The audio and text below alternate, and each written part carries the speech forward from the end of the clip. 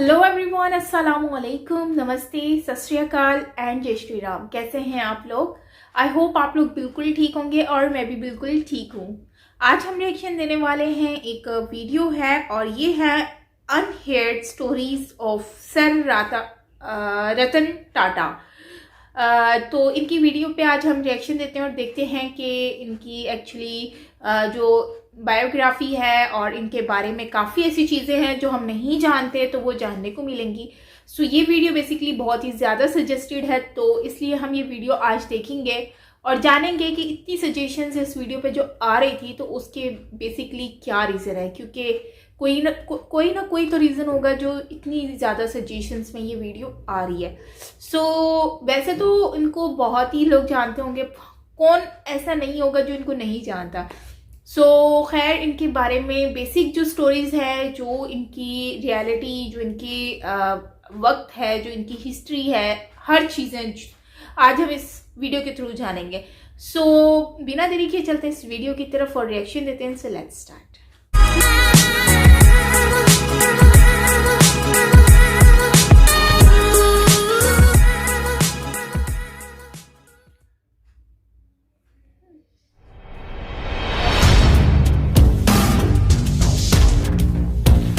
माता पिता का तलाक 10 साल की उम्र में हो गया। मां ने दूसरी शादी कर ली। जिंदगी भर सौतेले भाई के साथ रहे। आस पड़ोस के बच्चे चिढ़ाते तंग करते रहे। अपनी खुद की गर्लफ्रेंड छोड़ के चली गई। जिंदगी भर अकेले रहना पड़ा। जब अमेरिका गए तो बर्तन धोते रह गए। नमस्कार, मैं Vivek Bindra, founder and CEO बड़ा बिजनेस.com। बॉलीवुड की कहानी नहीं है ये कोई। वापस आ चुका हूं पूरे जोश के साथ। इस बार बात करूंगा रतन टाटा पे। बहुत कॉमेंट्स किए थे आपने, रतन टाटा सर, रतन टाटा देश के रतन, रतन टाटा। इससे पहले भी मैंने अटल बिहारी वाजपेयी, अब्दुल कलाम, नेताजी सुभाष चंद्र बोस और बॉलीवुड पे 4 केस स्टडी दी थी। चारों का व्यूअरशिप मिलियंस में गया है। खड़ा हो चुका हूं, अब कोई वीडियो बैठ के नहीं बना रहा हूं, पूरे जोश के साथ आ चुका हूं। अगर आप थोड़े नीचे कमेंट बॉक्स में बताओ, Steve Jobs, Mark Zuckerberg, Mukesh Ambani, Sardar Patel, और अगर 5 लाख लाइक दिए ना तो मजबूरी का नाम महात्मा गांधी भी बना सकता हूं। क्यों कहते थे मजबूरी का नाम महात्मा गांधी? अब वीडियो मिस मत करिएगा। नई नई लर्निंग दे रहा हूं आपको। सही कार्य करने के लिए समय हमेशा ही सही होता है। कौन थे Ratan Tata? Industrialist, investor, philanthropist, कोई ट्रेंड पायलट, पद्मश्री, पद्म विभूषण, कौन थे? लंदन में इनको सर का टाइटल दिया, ऑनररी नाइट बोलते हैं उसको। यूके में टाइटल दिया गया इनको सर, इसीलिए मैं भी पूरे वीडियो में बोलूंगा सर रतन टाटा। इनकी चेयरमैनशिप में इनका रेवेन्यू टाटा ग्रुप का 40 गुना बढ़ा। 22 साल में 40 गुना रेवेन्यू बढ़ा। प्रॉफिट इन्होंने 50 गुना बढ़ाया। ग्रेटनेस रतन टाटा की ये थी कि ये हर डीप इंसल्ट को स्टीप रिजल्ट में कन्वर्ट करते थे। आप इनकी बेइज्जती करो, इनको डीप इंसल्ट दो, ये स्टीप रिजल्ट क्रिएट कर देंगे। जितना इनको तंग करो ये उतना ग्रो कर जाते हैं। 90% स्टार्टअप 5 साल में फेल हो जाते हैं इंडिया में। 90% स्टार्टअप 90% 5 साल में फेल हो जाते हैं। केवल बचे हुए 5% स्टार्टअप है जो अगले 10 साल तक चल पाते हैं, और 0.01% कंपनियां जो 100 साल तक चलती हैं। टाटा ग्रुप ही ऐसी कंपनी है जो 150 से ज्यादा साल से चल रही है। आज टाटा ग्रुप इतना बड़ा हो गया कि इनकी 100 से ज्यादा कंपनियां 100 से ज्यादा देशों में चल रही हैं। हाईएस्ट मार्केट कैपिटलाइजेशन है आज पूरे देश के अंदर इनका। टीसीएस अकेली इतनी बड़ी है कि पूरा पाकिस्तान स्टॉक एक्सचेंज एक तरफ और टीसीएस का मार्केट कैप एक तरफ। दोबारा सुन लो, पूरा पाकिस्तान, पूरा उसका पाकिस्तान स्टॉक एक्सचेंज एक तरफ, उनका टोटल मार्केट कैप पूरे देश की सारी कंपनियों का, और हमारी टीसीएस एक तरफ। ये है रतन टाटा। 4% अकेले जीडीपी को कंट्रीब्यूट कर रहे हैं ये। 50,000 करोड़ के लगभग का टैक्स कंट्रीब्यूट करते हैं एक साल का। पूरा आसाम, हिमाचल प्रदेश, उड़ीसा, गोवा मिला के इतना टैक्स कलेक्ट नहीं करता जितना टाटा ग्रुप अकेला देश को टैक्स देता है। आज हम सबके पास सुविधाओं में टाटा ग्रुप का बहुत बड़ा रोल है। 28 दिसंबर 1937 को पारसी श्री रतन टाटा, सर रतन टाटा आज 83 साल के हो चुके हैं। कॉर्नेल यूनिवर्सिटी यूएस में हार्वर्ड में पढ़े। पिता नवल टाटा, मां सुनी टाटा। आपस में उनका डिवोर्स हो गया तो ये दादी नाउजी भाई टाटा के साथ रहे। 1962 में अमेरिका से जब लौट के आए इंडिया में तो उनकी पहली नौकरी टाटा स्टील में लगी जमशेदपुर के अंदर। और उस समय सारे मजदूरों के साथ रहते थे, शॉप फ्लोर पे रहते थे, उनके साथ ही डॉर्मेट्री में सो जाया करते थे। खाना भी लाइन में लग के कैफेटेरिया में उनके साथ लंच किया करते थे। इन्होंने पूछा गाड़ी मिलेगी? उनको बोला गया गाड़ी नहीं मिलेगी आपको, साइकिल पे आया करो अच्छा रहेगा। बोला साइकिल, अच्छा मैं समझ गया। तो ये पैदल ही आने लगे, साइकिल पे भी नहीं आए। अपनी लीडरशिप में इन्होंने टीसीएस को लिस्ट किया, पब्लिक गए, टाटा मोटर्स को उन्होंने न्यूयॉर्क स्टॉक एक्सचेंज में लिस्ट किया ताकि इंटरनेशनल पावर और रिकॉग्निशन मिल सके। As a chairman of Tata group उन्होंने बहुत सारी foreign companies, Tetley, Daewoo commercial vehicle, Corus group steel के लिए, जैगवार लैंड रोवर की कहानी तो आपको पता ही है। वो मैं बिल फोर्ड की कहानी, इनकी टाटा और बिल फोर्ड की बेइज्जती की कहानी पहले कवर कर चुका हूं कि कैसे इनकी बिल फोर्ड ने बेइज्जती करी थी। जब ये अपनी कंपनी बेचने डेट्रॉइट गए तो उन्होंने कहा तुम पे एहसान कर रहा हूं। रतन टाटा ने अपनी कंपनी बेची नहीं। बाद में बिल फोर्ड इनके पास डेट्रॉइट से मुंबई आए, बोले आप हमारी कंपनी खरीद के एहसान कर रहे हैं। तब इन्होंने जैगवार लैंड रोवर ली थी। 5 स्ट्रैटेजी पहले बिजनेस की लेता हूं, फिर बताऊंगा रतन टाटा ने शादी क्यों नहीं करी और इनके 10 अनसुने किस्से, वो कहानियां जो सुन के आप बहुत इंस्पायर्ड होंगे। पहले 5 स्ट्रैटेजी। पहली स्ट्रैटेजी ऑर्गेनिक ग्रोथ लेते हैं। ऑर्गेनिक मतलब जो अपने आप मिल सके, नई मार्केट, नई टेक्नोलॉजी, नया कस्टमर, नई मार्केट, नई टेक्नोलॉजी, नया कस्टमर, ढूंढते रहो। कौन सी नई मार्केट, कौन सी नई टेक्नोलॉजी, कौन सा नया कस्टमर। दूसरी इनऑर्गेनिक ग्रोथ, जो अपने आप होएगी ठीक है, अब इनऑर्गेनिक ग्रोथ लेंगे, टेक ओवर करेंगे, एक्विजिशन करेंगे, दूसरी कंपनियां खरीदेंगे, छोटी कंपनियां खरीदेंगे, खुद को बड़ा करेंगे, जॉइंट वेंचर करेंगे, पार्टनरशिप्स करेंगे, स्ट्रैटेजिक अलायंस करेंगे। तीसरी स्ट्रैटेजी, जो धंधा अच्छा नहीं है उसमें से एग्जिट कर लो। Cosmetic, paint, oil, soap, pharma, cement, ये 6 कंपनियां इनकी चली नहीं, उनसे एग्जिट कर गए, बाहर निकल जाओ, कोई अटैचमेंट नहीं, धंधे को धंधे की तरह चलाना है। चौथी स्ट्रैटेजी, एंटर करो उसमें जो चलेगा। रिटेल, टेलीकॉम, बायोटेक्नोलॉजी और टेक्नोलॉजी इनका बहुत अच्छा चलता रहा, उसमें एंटर करके उसको बड़ा करते गए। और इनकी फाइनली 5वीं स्ट्रैटेजी क्या थी कि कोर बिजनेस को पकड़ के रखो। स्टील, मोटर, केमिकल और पावर, ये इनके कोर बिजनेस थे। अब लेते हैं 10 वो कहानियां। 10 में से पहली कहानी बहुत लोगों के मन में है, रतन टाटा जी ने शादी करी क्यों नहीं। एक बार आया था मौका, वो शादी के बहुत नजदीक पहुंच गए थे। लॉस एंजलिस में उनको वहां एक अमेरिकन देवी से बहुत प्रेम हो गया था। वो देवी जी को भी रतन टाटा से बहुत प्रेम हो गया था और वो अमेरिकन देवी के साथ इतना प्रेम हो गया कि इन्होंने डिसाइड कर लिया अब शादी करें। इतने में टाटा जी को फोन आया इंडिया से, अरे बेटा रतन मैं बीमार हूं। उनकी दादी का फोन आया, इंडिया मुझसे मिलने आ जाओ, मेरा आखिरी समय। रतन टाटा को जाना पड़ा क्योंकि उन्होंने सारी जिंदगी दादी के साथ ही तो बताई थी। तो उन्होंने देवी जी को बोला कि चलो चलते हैं अब इंडिया में शादी करेंगे हम लोग, और दादी से भी आपको मिलवाऊंगा। तो वहां बेटी को रुकना पड़ गया क्योंकि उसके माता पिता ने बोला इंडिया में इंडो चाइना का वॉर चल रहा है, 1962 का समय था, इंडो चाइना वॉर चल रहा था। उन्होंने कहा अभी इंडिया जाना ठीक नहीं है। ये इंडिया गए, सोचा अब वो देवी जी आने वाली हैं। उधर उसके माता पिता ने उसकी शादी किसी और से करा दी। और रतन टाटा को सुन के बहुत धक्का लगा क्योंकि वो वचन दे चुके थे। रतन टाटा ने अपने कई इंटरव्यूज में ये बात बोली कि जो मैं बोलता हूं उसे पूरा करता हूं, मेरे मुंह से ऐसे शब्द नहीं बोलता मैं। I tend to not say things loosely. I try to live up to whatever I've said, the commitments I've made. क्योंकि इन्होंने उस लड़की को वचन दिया था कि मैं शादी तुमसे करूंगा, अब उसने किसी और से कर ली तो रतन टाटा ने जिंदगी भर दोबारा शादी नहीं करी, अकेले रहे, लोनर रहे। See it is not easy to be loyal to someone who is not loyal to you. वो लड़की इनको लॉयल नहीं थी रतन टाटा को, तो भी बावजूद उसके कि कोई अपनी लॉयल्टी ना दिखाए तब भी जिंदगी भर लॉयल रहे। आज तक उसकी याद में उन्होंने दोबारा शादी नहीं करी। लॉयल्टी जो है ना वो ग्रे नहीं होती, या तो ब्लैक है या वाइट है, लॉयल्टी बीच में नहीं होती, या ब्लैक है या वाइट है। जिंदगी भर रतन टाटा ने शादी नहीं करी। लेकिन अब मैं आपको बात करता हूं दूसरी कहानी का किस्सा। एक बार ये नासिक की तरफ जा रहे थे मुंबई से, कई सीनियर ऑफिशियल्स थे, गाड़ी में जा रहे थे और रास्ते में इनकी गाड़ी का टायर पंचर हो गया। और टायर पंचर हो गया तो सब अपना गाड़ी से उतरे, अपना कैजुअल थे, वहां पे इधर उधर घूम रहे थे, कोई अपना चाय पी रहा था टपरी पे, कोई अपना सुट्टा मार रहा था। तो सब तरह कैजुअल हो गए, इधर उधर घूम रहे थे। और तभी देखा कहीं रतन टाटा नहीं दिख रहे, रतन टाटा नहीं दिख रहे। अरे भाई कहां गए रतन टाटा, कहां गए रतन टाटा, चाय पी रहे हैं, अरे कहीं कहीं वॉशरूम गए हैं।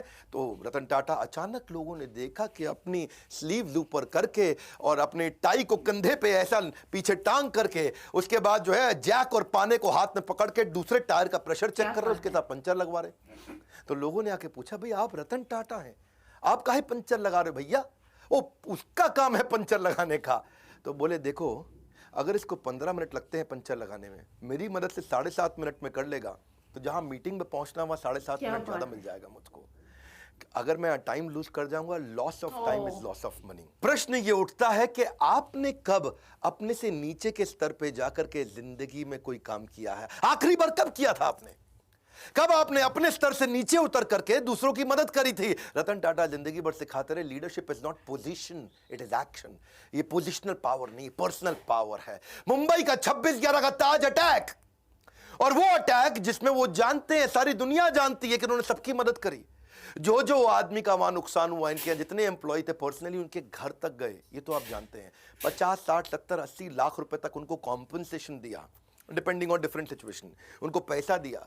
इतना ही नहीं, सबको जिंदगी भर के लिए एक मेडिकल काउंसलर भी दिया। किसी को साइकोलॉजिकल डिप्रेशन हुआ, कोई टेंशन हुआ, क्योंकि इतनी गोलियां बमबारी हुई थी वहां, जिंदगी भर के लिए उनको डॉक्टर भी दिया।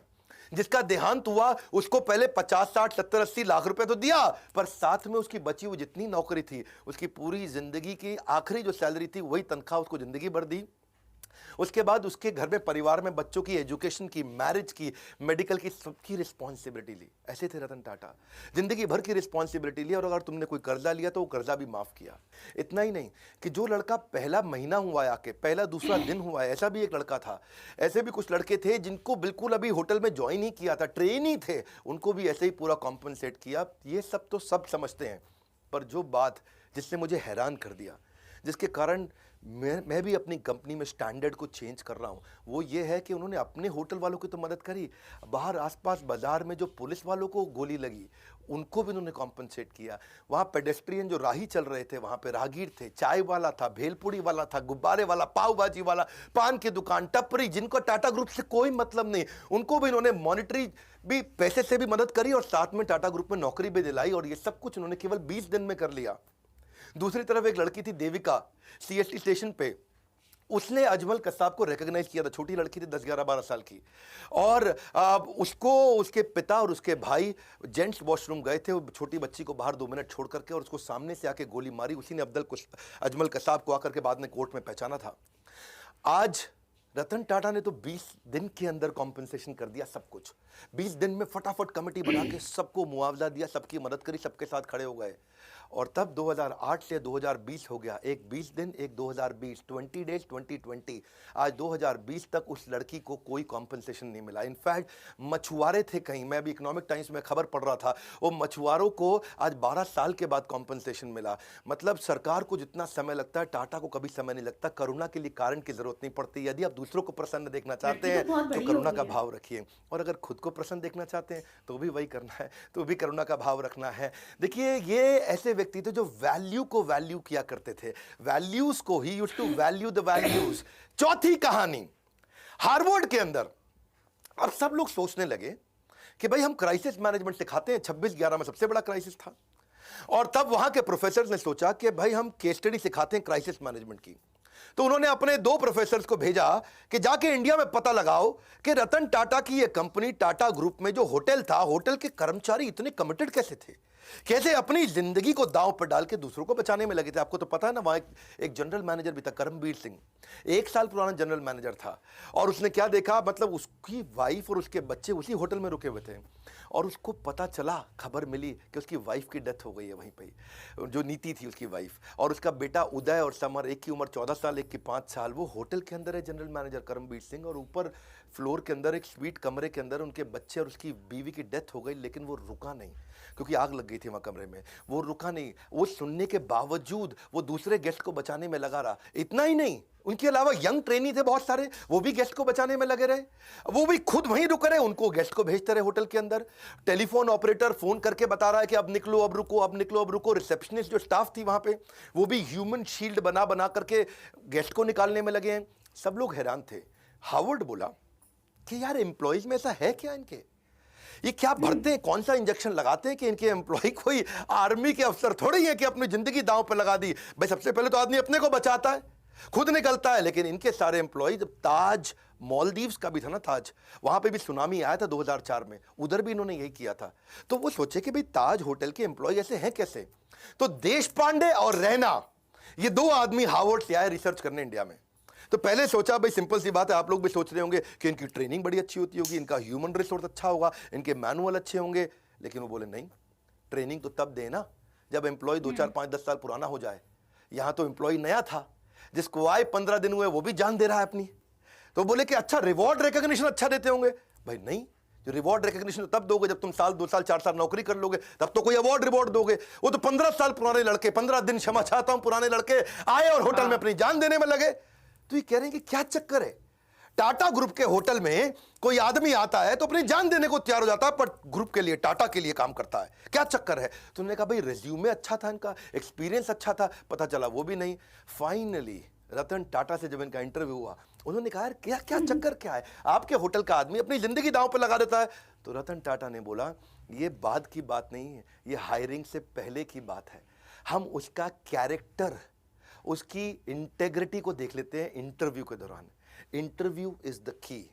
इंटरव्यू के दौरान ही हम अपनी कंपनी में ऐसे लोगों को लेते हैं जो ईमानदार है, काम करना तो हम सिखा देंगे। हाँ, हमें ईमानदार ये लोग चाहिए। बात। ये है टाटा ग्रुप, खुद इतने ईमानदार, उनकी ईमानदारी पर तवे पे बैठ करके इंसान आज भी कसम खा सकता है कि भाई टाटा नहीं कर सकते बेईमानी। और ऐसे ही एम्प्लॉय भी लेते हैं, कहते हैं ईमानदार ले लो। और जब ईमानदार लोग लिए तो उन्होंने अपनी जान दी होटल में लोगों को बचाने के लिए। इनका रूल क्या है? Nation before the business. मैं 5वीं कहानी सुनाता हूं। अभी ताज अटैक की मैंने 2 कहानी सुनाई आपको, अब ताज ही की तीसरी कहानी लेते हैं कि ताज होटल को ठीक करने के लिए रतन टाटा ने टेंडर निकाला। भाई होटल में आग लग चुकी है, होटल में गोलियां चली हैं, होटल पूरा तहस नहस हो चुका है। तो उन्होंने दुनिया भर में टेंडर निकाला कि कौन हमारे होटल को आके ठीक करेगा, रिपेयर करेगा। समझ रहे हो मेरी बात को? तो रिपेयर करने के लिए दुनिया भर में टेंडर, पाकिस्तान से 2 कंपनी ने भी टेंडर अप्लाई कर दिया कि हम आपका होटल आके ठीक करते हैं। अच्छा, उनको रतन टाटा ने ध्यान नहीं दिया, भाई पाकिस्तानी है, मैं यही कराऊंगा इनसे। कसाब साहब वहीं से आए थे। तो ये को 2 आदमी, 2 बड़े बिजनेसमैन बिना अपॉइंटमेंट लिए पहुंच गए मुंबई रतन टाटा से मिलने के लिए कि भैया हमको दे दो, हम करेंगे टेंडर पास। रतन टाटा ने उनको अपॉइंटमेंट नहीं दिया, कमरे के अंदर से सेक्रेटरी को बोल दिया, बोल तो बिजी हैं। वो बाहर बैठे वेट करते रहे, पूरा सुबह से शाम हो गया। रतन टाटा ने फिर मैसेज भेज दिया उनको, बोलो चले जाओ, तुम अपॉइंटमेंट लेके नहीं आए, मैं बिजी हूं। ये दोनों पाकिस्तान के बड़े बिजनेसमैन दिल्ली पहुंच गए एक बड़े कांग्रेस के नेता के पास। उस समय कांग्रेस का वो कैबिनेट में मिनिस्टर था, और उनके पास जाकर के बोलते हैं कि आप मेरी रतन टाटा से अपॉइंटमेंट फिक्स करा दो, हम उनका होटल ठीक कर देंगे, भैया हमारा तो काम ही यही है। तो कांग्रेस के मिनिस्टर ने रतन टाटा को फोन किया, हेलो मैं मंत्री बोल रहा हूं, मैं नाम नहीं लूंगा उनका। रतन टाटा बोले बताइए। बोले ये 2 आदमी आए हैं बिजनेसमैन पाकिस्तान से, ये आपका होटल ठीक कर सकते हैं, इनको टेंडर दे दो, आप इनको मीटिंग तो दे दो, कम से कम इतना तो करो। तो रतन टाटा ने उनको क्या जवाब दिया, आप हैरान हो जाएंगे। बोले तुम बेशर्म हो सकते हो, मैं बेशर्म नहीं हूं, पाकिस्तानियों को धंधा नहीं दूंगा। खटाक फोन रख दिया। ऐसे हैं हमारे श्री रतन टाटा। इसी के साथ दूसरी कहानी, और 26/11 के अटैक के बाद पाकिस्तान की सरकार ने उनसे कुछ सैकड़ों हजारों टाटा सूमो को ऑर्डर दिया था। टाटा सूमो, उन्होंने कहा मैं पाकिस्तान को नहीं दूंगा, नुकसान बर्दाश्त है लेकिन देश से गद्दारी बर्दाश्त नहीं है। क्विकली छठी छोटी सी कहानी, एक बार एक कॉलेज के चेयरमैन ने उनको इन्वाइट किया कि बड़े फंक्शन में 25वीं एनिवर्सरी थी, सेलिब्रेशन थी। अब रतन टाटा आए हुए, रतन टाटा है भैया, टाटा ग्रुप कंग्लोमरेट। बच्चों में भीड़ भाड़ हो गई, और मैं देखूंगा आगे आऊंगा, मैं देखूंगा आगे आऊंगा। 2-4 बच्चों ने इधर उधर धक्के मार दिए, आगे निकलने के चक्कर में रतन टाटा ने देखा बेचारी एक लड़की नीचे गिर गई। उन्होंने कहा कि आप फंक्शन खत्म होने दो, मैं आपसे मिलूंगा।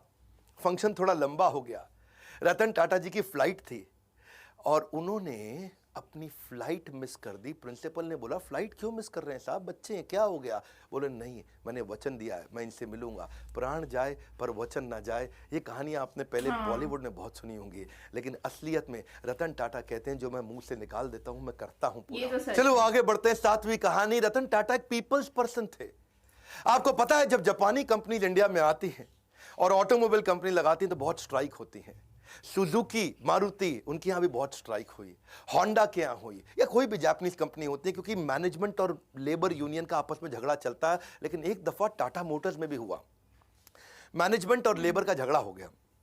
वहां पे लेबर ने उनको बोला, उनकी यूनियन ने बोला कि भाई हमको ना यहां पे एक बोनस चाहिए, आप बोनस नहीं दे रहे हैं।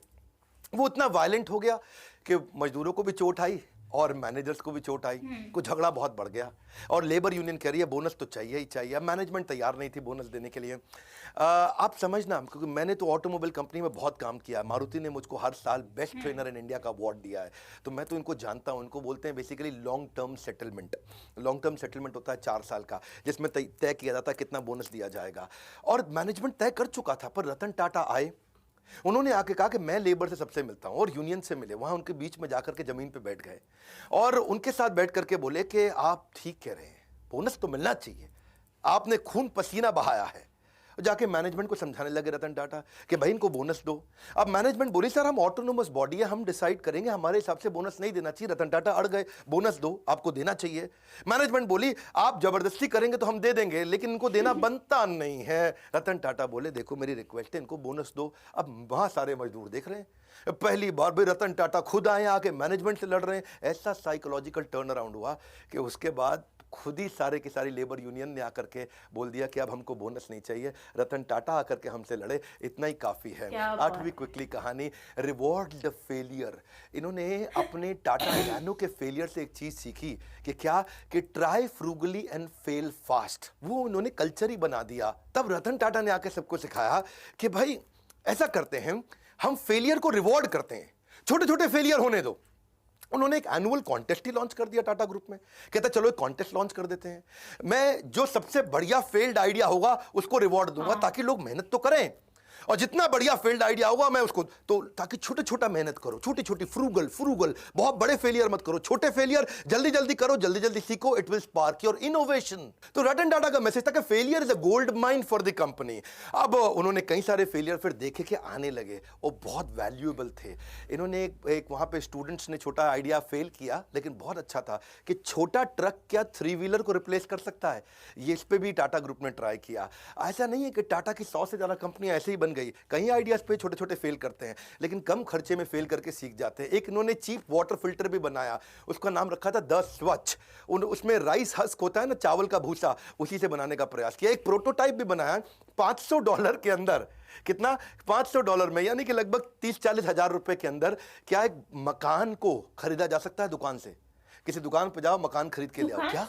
हाँ, 40,000 रुपए का मकान खरीदो तो डिसमेंटल करके मकान को जाकर के वापस फिट कर दें, ऐसा छोटा सा मकान बना सकें, उस पर भी इन्होंने काम किया। $20 के अंदर कमर्शियल ट्रैवलर्स को क्या रास्ते के अंदर अकोमोडेशन दिया जा सकता है, जो ड्राइवर वगैरह बेचारे कमर्शियल ट्रैवलर होते हैं। From error to error one discovers the entire truth. यही था रतन टाटा का फिलॉसफी के छोटे छोटे छोटे फेलियर करो, सीखो, तभी कंपनी आगे बढ़ेगी और इनोवेशन आएगा। 9वीं कहानी, फिलैंथ्रोपी। ये तो उनका नाम ही है, फिलैंथ्रोपी मतलब दान देना, सेवा करना है जी। रतन सेवक टाटा, शायद इनका नाम ऐसा ही होना चाहिए था, रतन फिलैंथ्रोपिस्ट टाटा। ऐसे फिलैंथ्रोपिस्ट जो आज भी 66% के आसपास अपनी कंपनी के प्रॉफिट्स को चैरिटेबल ट्रस्ट में देके दान दे देते हैं।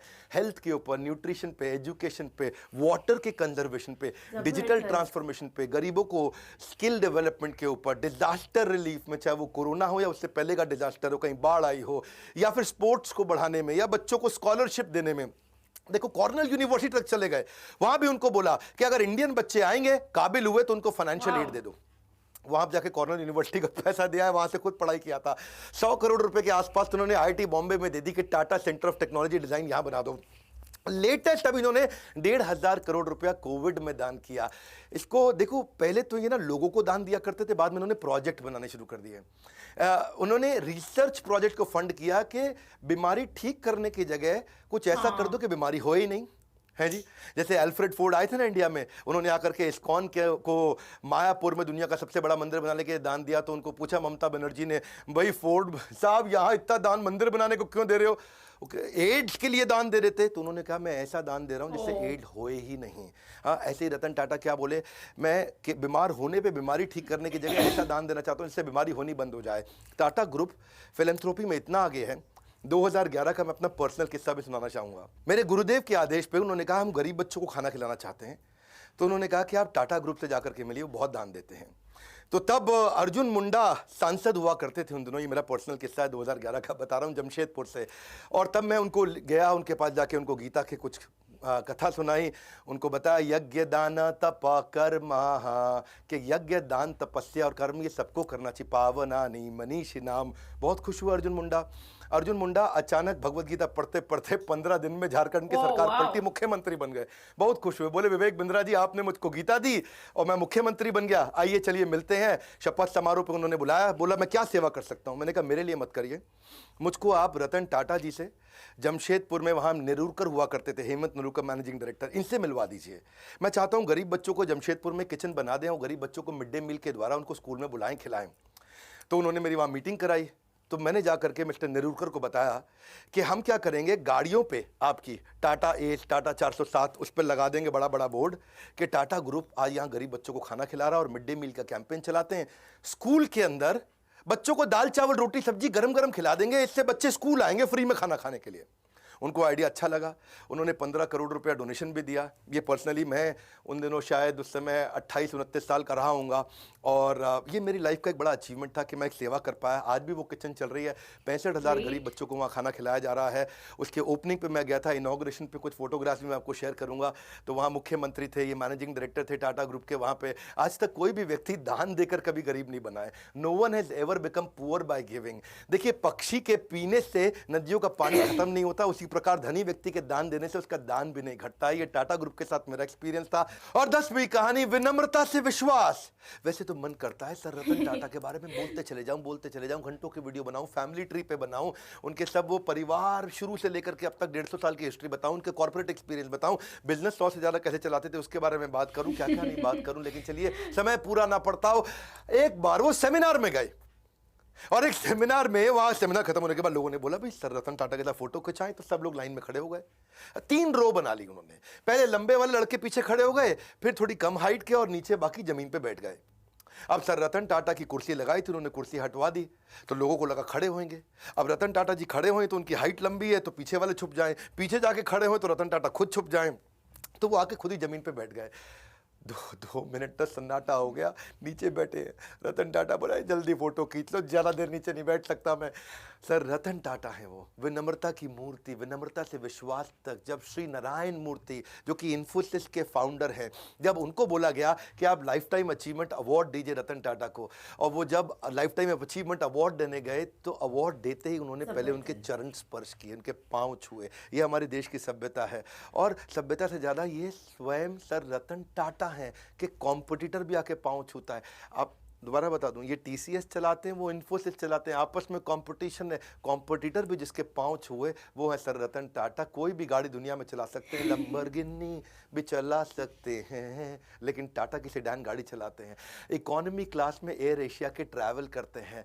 ट्रस्ट इक्वल्स टू कल्ट, उनका कल्ट इतना ज़्यादा है। एक बार क्या हुआ, सर रतन टाटा के 1 मिलियन फॉलोअर हो गए इंस्टाग्राम पे, तो वो इंस्टाग्राम पे आए, सबको धन्यवाद कर दिया कि भाई मेरे 1 मिलियन फॉलोवर हो गए, आप सबका बहुत बहुत धन्यवाद। तो वहीं एक लड़की ने नीचे कमेंट लिख दिया, कांग्रेचुलेशन छोटू। क्या छोटू? अब लोग बुरा मान गए, छोटू कह रही है, ये देख तो ले कौन रतन टाटा है वो। छोटू बोले, उसने सोचा 1 मिलियन मतलब छोटू जैसा ही है। और लोगों ने इतना हेट स्पीच लिखा, इतना बुरा किया, ये देख तो ले, देख रतन टाटा है वो, देख देख। और वो बेचारे फिर रतन टाटा आ गए बीच में और उन्होंने आकर के लिख दिया नीचे। उन्होंने लड़की को पहले बुरा भला तो बोला नहीं, लेकिन उल्टा आकर के लिख दिया लड़की से कि मैं आपसे माफ़ी मांगता हूं, आपके बारे में लोग इतना बुरा भला बोल रहे हैं। और लोगों को बोला please treat this young lady with respect. लोगों ने बोला ओए देख ले और देख ले, ये रतन टाटा। और गुस्सा खा गए लोग। भाई रतन टाटा के मामले में लोग बिल्कुल नहीं सुनते हैं। और फिर बेचारी लड़की ने भी आकर के अपने कॉमेंट को डिलीट किया। ऐसे सर रतन टाटा ट्रस्ट का दूसरा नाम है। हजारों लाखों बातें रतन टाटा जी के बारे में गूगल पे लिखी हुई हैं। अगर उनमें से आधी भी सच हो तो दुनिया में सबसे ज्यादा ईमानदार आदमी की उपाधि उनको मिलनी चाहिए। वैसे रतन टाटा जी ने जो इंपैक्ट क्रिएट किया है वो तो शायद कोई भी ना कर सके, मैं तो कभी उसके तिनके का भी प्रयास ना कर सकूं, लेकिन बिजनेस में आपको सफल बनाने की जिम्मेदारी हमने जरूर ले ली है। ये तो पक्का कर लिया है, कुछ भी नहीं छोड़ा है, कुछ भी नहीं। इतना बढ़िया बढ़िया दुनिया के हर प्रॉब्लम का बिजनेस कंटेंट हमने हिंदी में बना दिया है, कुछ नहीं छोड़ा है। आज हमसे ज्यादा बिजनेस ट्रेनिंग प्रोग्राम कोई भी किसी का भी कंटेंट कंज्यूम नहीं करता। केवल बड़ा बिजनेस प्लेटफॉर्म ऐसा है, अगर हिंदी में किसी को बिजनेस सीखना है, कुछ नहीं छोड़ा है, सब सिखा दिया। आइए वर्ल्ड का मोस्ट पावरफुल कंटेंट कंज्यूम करिए। अगर आप बनना चाहते हो एक सफल व्यापारी तो call now to join EAE, यानी कि एवरीथिंग अबाउट एंटरप्रेन्योरशिप, एवरीथिंग। वैसे एक बात है, रतन टाटा एक ऐसे रत्न है जिन्हें भारत रत्न भी पूर्ण रूप से परिभाषित नहीं कर सकता, लेकिन उनको फिर भी उनके सम्मान के लिए भारत रत्न जरूर दिया जाना चाहिए। उनके जीते जी तो जरूर दिया जाना चाहिए। अगर वास्तव में कोई भारत रत्न का अधिकार रखता है तो वो हमारे देश के असली रत्न है, रतन टाटा। जीते जी उनको सम्मान देना चाहिए। आज वो 83 साल के हैं। जवाहरलाल नेहरू जी ने, मैं उनके खिलाफ नहीं हूं, लेकिन उन्होंने अपने रहते खुद को ही नॉमिनेट कराया था, भारत रत्न दिया था। इंदिरा गांधी जब प्राइम मिनिस्टर थी तो खुद को भारत रत्न उनको दिया गया था। आज अपने प्रधानमंत्री से हम प्रार्थना कर सकते हैं, आज हमारे को कैंपेन चलाना चाहिए। और कैंपेन क्या? Hashtag Bharat Ratna for Ratan Tata. Spelling जरा चेक कर लेना। ये हैशटैग कैंपेन आपको मेरे साथ चलाना, ये मेरा रिक्वेस्ट है आपको।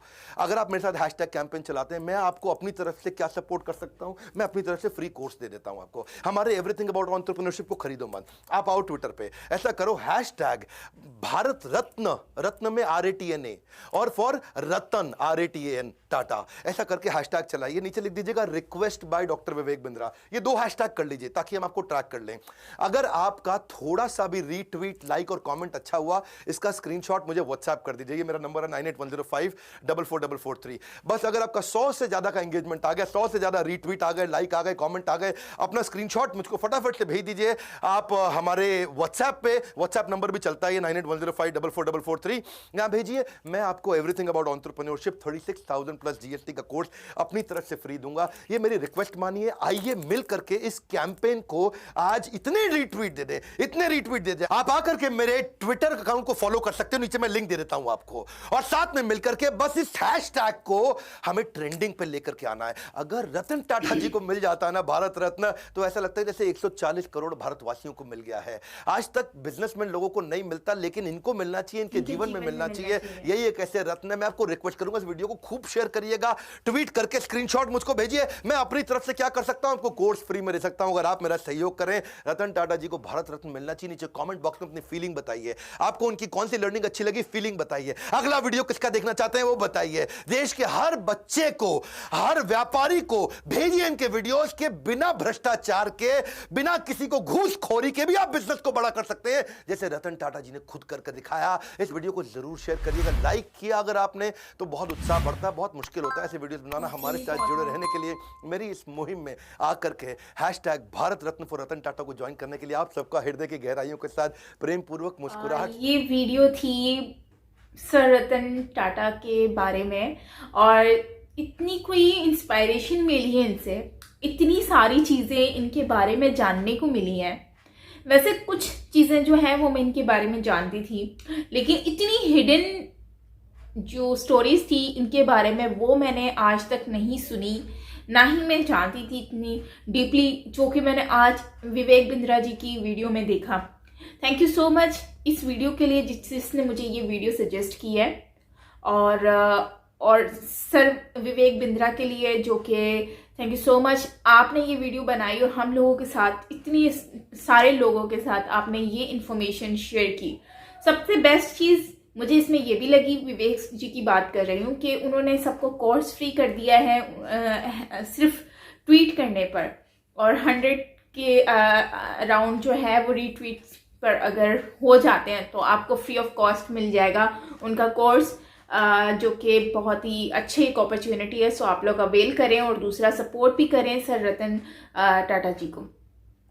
और सबसे मेन चीज़ अगर हम बात करते हैं तो उनकी एफर्ट जो स्टार्टिंग से उन्होंने जो एक आम लोगों के साथ जो काम किया, उसके बाद एक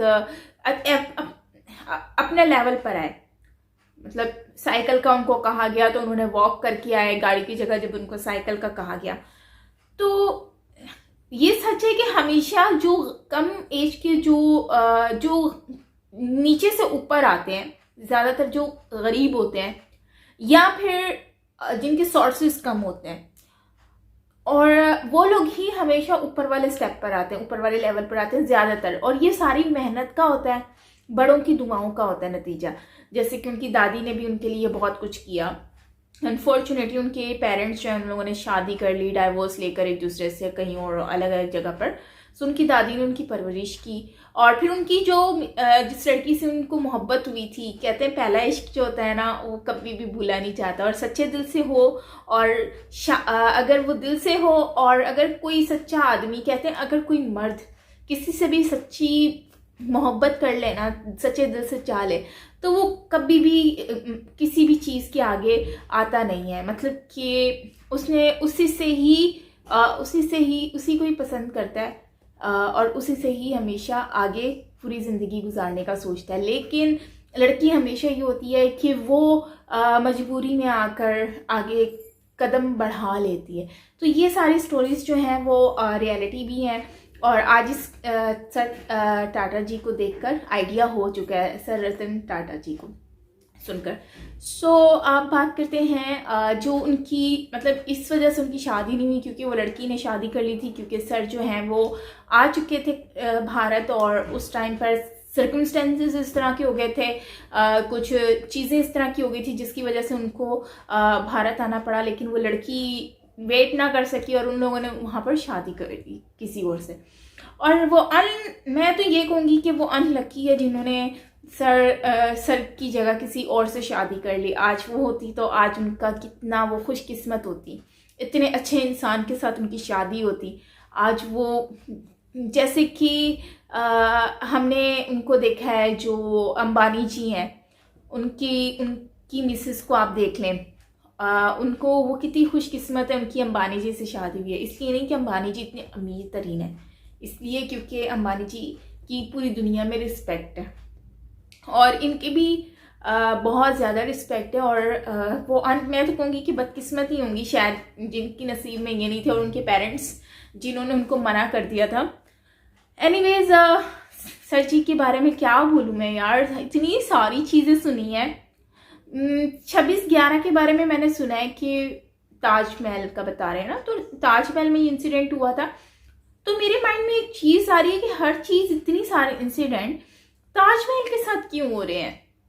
ताजमहल भारत का इतना खूबसूरत तरीन होटल है और उसकी एक डिमांड भी बहुत है, वैल्यू है, और इतना एक्सपेंसिव है और काफ़ी अच्छा बना हुआ है यार, लेकिन उसके साथ इतने लोग उसी को क्यों टारगेट हमेशा करते हैं। मेरे माइंड में तो ये क्वेश्चन आ रहा था। लेकिन सर जी की बात करें तो उन्होंने अपने सारे एम्प्लॉयज़ को जो है वो एक हेल्प किया है, उनकी जितनी भी प्रॉब्लम्स थी उसको सॉर्ट आउट किया, सबको पैसे दिए, उनकी हेल्प की, उनकी फैमिली की हेल्प की, हर तरह से जिस तरह से कर सकते थे उन्होंने किया है। सो ये एक बहुत ही बड़ी बात है।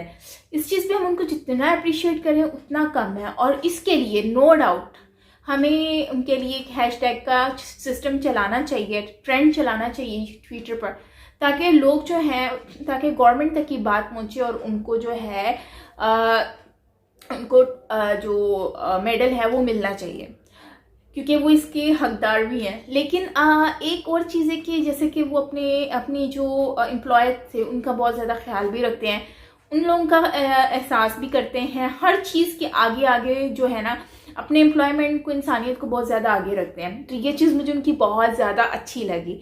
सेकंड, जो कंट्री को नुकसान पहुंचाते हैं या फिर जो लोग आपकी बिजनेस को नुकसान पहुंचाते हैं, सो अब भले वो मतलब कि अजमल के साथ basically he was from Pakistan, तो उसकी वजह से अब उन्होंने काम उनको नहीं दिया जो पाकिस्तान से लोग आए थे। सो ये एक बहुत अच्छा काम था मेरे अकॉर्डिंगली, ये बहुत अच्छा उनका एक स्टेप था कि उनको नहीं करना चाहिए था। उन्होंने जो भी फैसले लिए सही लिया, क्योंकि जहाँ से एक आया जिसने नुकसान पहुँचाया, वहीं से वो दूसरे आया जो उनको काम करके दे रहे हैं। सो इससे बेहतर है कि वो अपनी कंट्री के किसी बंदे को काम दें जो उनको दोबारा से रिन्यू करके दे। तो ये चीज़ मुझे उनकी बहुत ज़्यादा अच्छी लगी है। बाकी और भी बहुत सारी ऐसी चीज़ें हैं जिसमें इन्होंने अपने बिजनेस को बहुत ज़्यादा आगे लेकर आए हैं। नो डाउट TCS बहुत बड़ा ब्रांड है, TCS से बहुत ज़्यादा जो लोग हैं वो जो इकनॉमी आती है, पैसा आता है। और दूसरी बात, डाइवो यार इतना कोई ज़बरदस्त सिस्टम है डाइवो का। इवन तो डाइवो की तो बसेस पाकिस्तान में भी चलती हैं, बड़ी बड़ी बसेस चलती हैं, कराची से लाहौर, इस्लामाबाद, इस तरह की बसेस होती हैं। सो मतलब वो चल रही होती हैं, लोकल भी चल रही होती हैं। एनीवेज अच्छी सर्विसेज है उनकी, डाइवो की मतलब अच्छी बनी हुई है, कंफर्टेबल है बहुत ज़्यादा। तो इन शॉर्ट मैं यही कहूँगी कि टाटा जी जो हैं, सर रतन टाटा जी, उनकी पर्सनैलिटी बहुत ज़्यादा अच्छी है, बहुत ही ज़्यादा लॉयल हैं अपनी कंट्री के साथ, अपनी लाइफ के साथ और अपने उन तमाम लोगों के साथ। यार इतना बड़ा कोई बिजनेसमैन, इतना बड़ा, वो तो मतलब बिजनेस क्लास में वो सफ़र करने वाला इंसान ही होगा, और बल्कि मैं तो समझूंगी कि प्राइवेट जेट होगा उनके पास।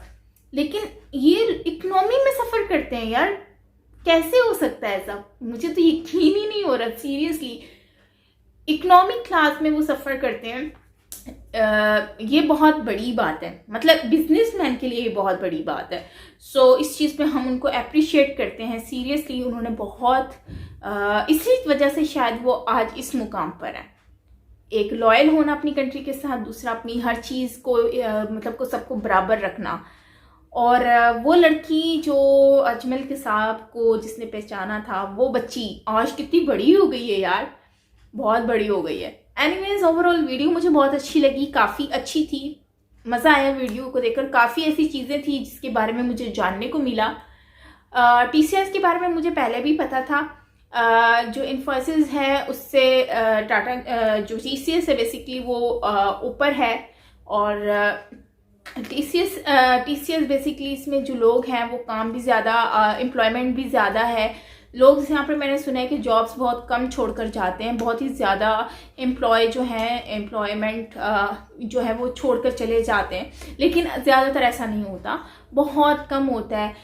लेकिन ज़्यादातर जो इन्फोसिस में मैंने सुना है कि ज़्यादा परसेंटेज है जॉब्स छोड़ने की, क्योंकि जॉब वही छोड़ता है जिनको लगता है कि यहाँ पर हमें सही सर्विसेज नहीं मिल रही, यहाँ पर हमें पैसा सही नहीं मिल रहा, या फिर हमें इससे अच्छी अपॉर्चुनिटी मिल रही है। मतलब जो TCS का जो सिस्टम है वो इतना अच्छा है कि अपने एम्प्लॉयमेंट को, जैसे कि इन्होंने बोनस के लिए अपनी मैनेजमेंट से लड़ पड़े थे कि हमें इनको बोनस दिया जाए। सो इस चीज़ पे ही लोग आज तक मुझे पता चला है कि यार इसीलिए ये लोग जॉब्स छोड़ के नहीं जाते। एनीवेज ओवरऑल वीडियो अच्छी थी, मज़ा आया, काफ़ी इंटरेस्टिंग थी। आई होप आपको भी अच्छी लगी होगी। सो ये थी हमारी आज की वीडियो गाइज, आई होप आपको अच्छी लगी होगी, मुझे बहुत अच्छी लगी है।